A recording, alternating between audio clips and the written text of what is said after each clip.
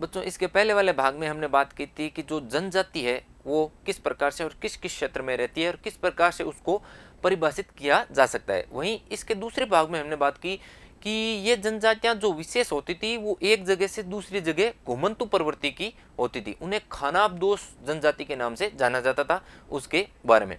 वहीं इस क्रम को आगे बढ़ाते हुए हम बात करेंगे जो भारतीय उपमहाद्वीप का उत्तरी पूर्वी क्षेत्र है उसमें जो विशेष जनजाति रहती है उसका नाम है गोंड और अहोम जनजाति। उनको बहुत करीब से हम जानने का प्रयास करेंगे। गोंड और अहोम जनजाति भाग 3 देखें। पहले बात करते हैं बच्चों गोंड जनजाति की।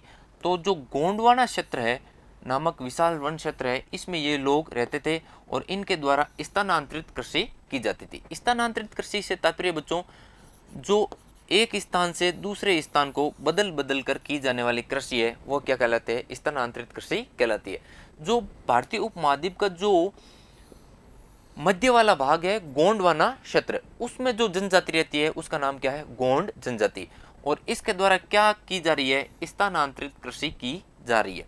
यह जनजाति कई छोटे छोटे कुलों में बंटी हुई थी और प्रत्येक कुल का अपना राजा होता था। इस जनजाति के छोटे छोटे कुल होते थे अर्थात ये समूहों में बंटी होती थी और प्रत्येक समूह का क्या होता था, अपना अपना राजा या शासक होता था। अकबरनामा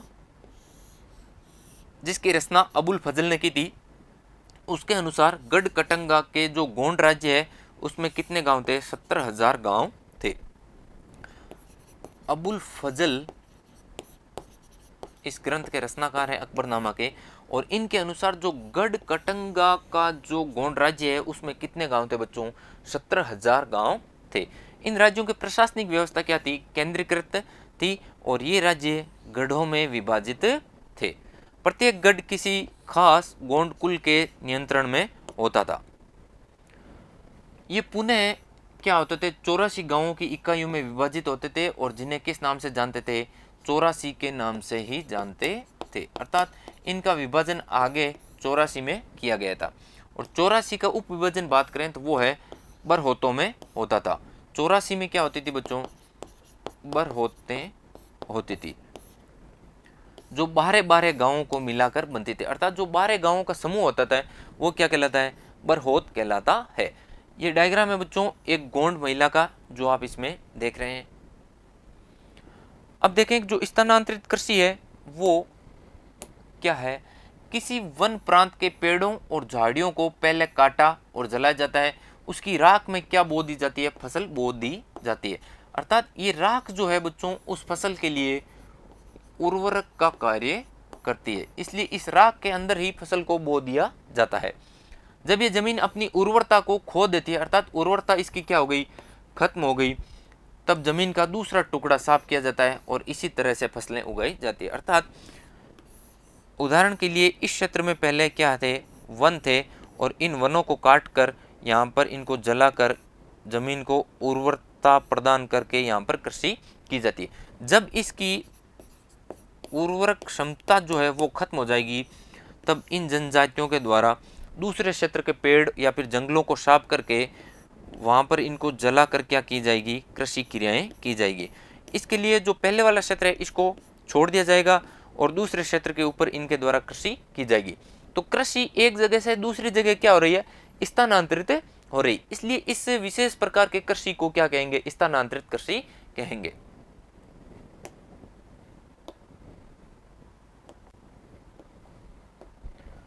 बड़े बड़े राज्यों के उदय ने गोंड समाज के चरित्र को बदल डाला और परिणाम स्वरूप जो मूलतः बराबरी वाला समाज था धीरे धीरे असमान जो सामाजिक वर्ग है उसमें विभाजित हो गया। बच्चों हमने पहले भी बात की थी कि जो समानता है वो जनजातीय समाज की क्या है, मुख्य विशेषता है। पूरा समाज समान रूप से विभाजित होता था, लेकिन जो बड़े बड़े राज्य हैं उनके प्रभाव में आकर ये जो गोंड जनजाति है वो असमान भागों में क्या हो गई, विभाजित हो गई। गोंड सरदारों को अब राजपूतों के रूप में मान्यता प्राप्त करने की चाहत हुई। गढ़कटंगा के गोंड राजा हैं अमनदास ने संग्राम शाह की उपाधि धारण की है। राजा अमनदास के पुत्र हैं बच्चों दलपत। इन्होंने महोबा के जो चंदेल राजपूत हैं राजा सालबहन, इनकी पुत्री है राजकुमारी दुर्गावती, इनसे विवाह किया। अर्थात अब ये क्या कर रहे हैं बच्चों, जो जनजातीय समाज है उसको छोड़कर जो एक शासक वर्ग का समाज है, अर्थात ये शासन करने के लिए क्या है, प्रेरित हो रहे हैं। दलपत की कम उम्र में क्या हो गई, मृत्यु हो गई और रानी जो दुर्गावती है उसके पुत्र है वीर नारायण, इनके नाम पर शासन की कमान संभाली रानी दुर्गावती ने। 1665 में आसिफ खान के नेतृत्व में हुए मुगल हमले में ये लड़ते लड़ते मारे गए, लेकिन मुगलों की इन्होंने अधीनता स्वीकार नहीं की। अर्थात अब ये धीरे धीरे जनजातीय से क्या हो गए, क्षत्रिय बन गए थे। और जो आसिफ खान का विद्रोह है, मुगलों के एक नेता है आसिफ खान, इनके नेतृत्व में यहाँ पर आक्रमण होता है और इनके आक्रमण में ये लड़ते लड़ते मारे गए, लेकिन मुगलों की इनके द्वारा अधीनता स्वीकार नहीं की गई।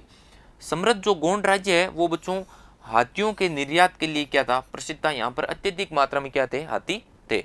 और बेशकीमती सिक्के और जो हाथी है वो यहाँ से हत्या लेते जब मुगलों ने इस क्षेत्र पर आक्रमण किया था। अब बात करेंगे बच्चों भारतीय उपमहाद्वीप के उत्तरी और पश्चिमी क्षेत्र में रहने वाली एक विशेष जनजाति जिसका नाम है अहोम जनजाति, उसके बारे में।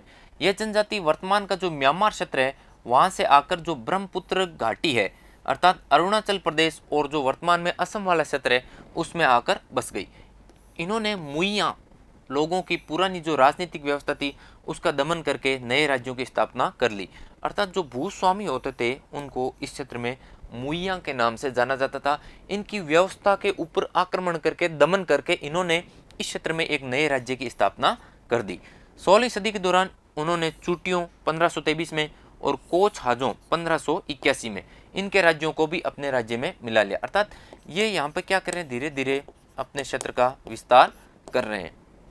अहोमों ने एक बड़ा राज्य बनाया और इसके लिए 1530 के दशक के बाद में आग्नेयास्त्रों अर्थात जो गोला और बारूद है इनका इस्तेमाल भी अहोम जनजाति के द्वारा किया जाने लगा। 1660 तक आते आते ये उच्च स्तरीय बारूद और तोपों का निर्माण करने में भी सक्षम हो गए। अहोमों को दक्षिण पश्चिम से कई आक्रमणों का सामना भी करना पड़ता था। अर्थात यहाँ पे देखें बच्चों, जो इनका आधुनिकीकरण है वो किस प्रकार से हो रहा है। ये एक विशेष प्रकार की जनजाति है जो गोला बारूद और जो आग्नेयास्त्र है इनका प्रयोग भी कर रही है। 1662 में मीर जुमला के नेतृत्व में मुगलों ने अहोम राज्यों के ऊपर क्या किया, हमला किया।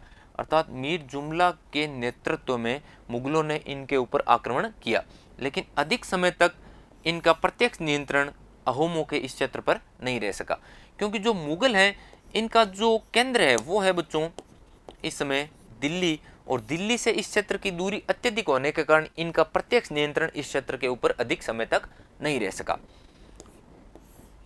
एक शब्द है पाइक, जिसका क्या तात्पर्य देखें। अहोम राज्य बेगारी पर निर्भरता और राज्य के लिए जबरन श्रम करने वाले जो लोग होते थे वो क्या कहलाते थे, पाइक कहलाते थे। अर्थात पाइक क्या है कि जो अहोम राज्य है उसमें जबरन श्रम करने वाले लोग, उनको एक विशेष नाम से पुकारा जाता है और वो नाम है पाइक। यहाँ जनगणना भी की गई थी और जिसमें अधिक जो सघन क्षेत्र है और कम आबादी वाले क्षेत्र है उनमें लोगों को आपस में स्थानांतरित किया गया, और इस स्थानांतरण से क्या हुआ, जो अहोम समाज है वो विभिन्न भागों में टूट गया।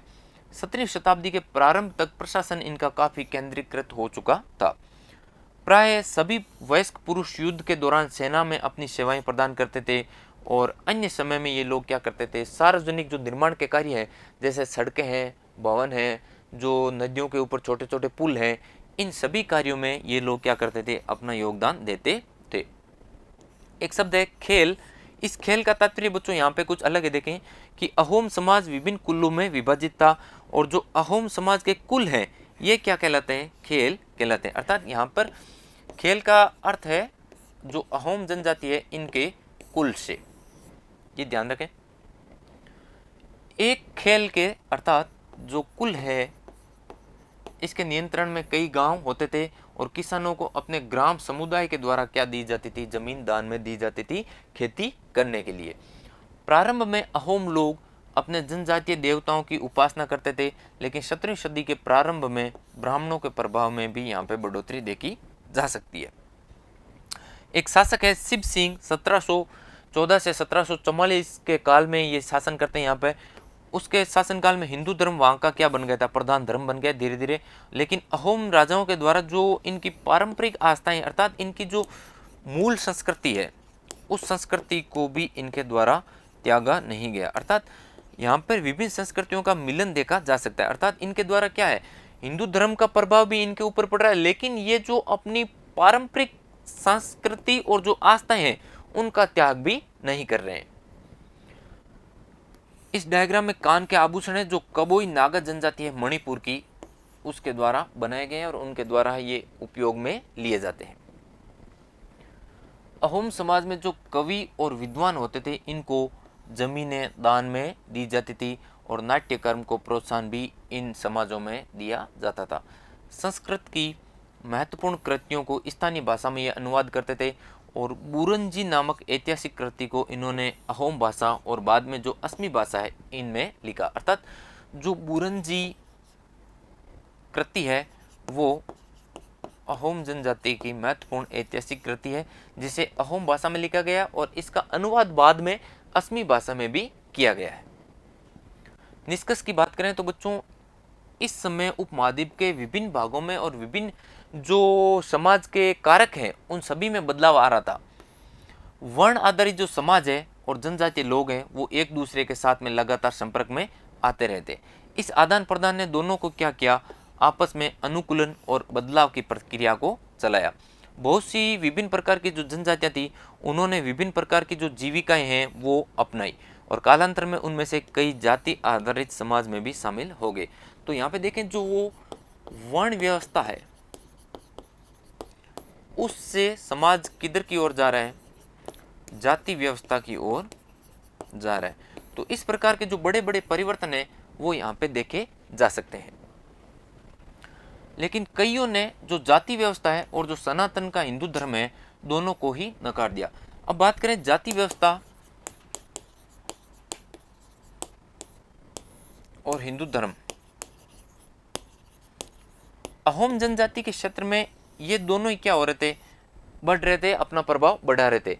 लेकिन बच्चों जो कई अन्य जो जनजातियां हैं वहां पर इनका प्रभाव कम भी हुआ था। कुछ जनजातियों ने सुसंगठित प्रशासनिक व्यवस्था वाले विस्तृत राज्यों की स्थापना की और इस तरीके से राजनीतिक रूप से ये क्या ताकतवर हो गए। इससे उन्हें वृहत्तर और जटिल राज्यों और साम्राज्यों के साथ में संघर्ष की स्थिति में लाकर खड़ा कर दिया। बड़े बड़े जो राज्य होते थे उनके साथ में इनका संघर्ष चलता रहता था। अन्यत्र की बात करें तो इसमें हम देखेंगे जो मंगोल जनजाति है उसके बारे में। ये मंगोल जनजाति बहुत ही खूंखार जनजाति थी और मध्य एशिया वाले क्षेत्र में इनका क्या था, प्रभाव था। इतिहास में सबसे प्रसिद्ध पशुचारी और शिकारी संग्राहक जनजाति कौन है, मंगोल थी।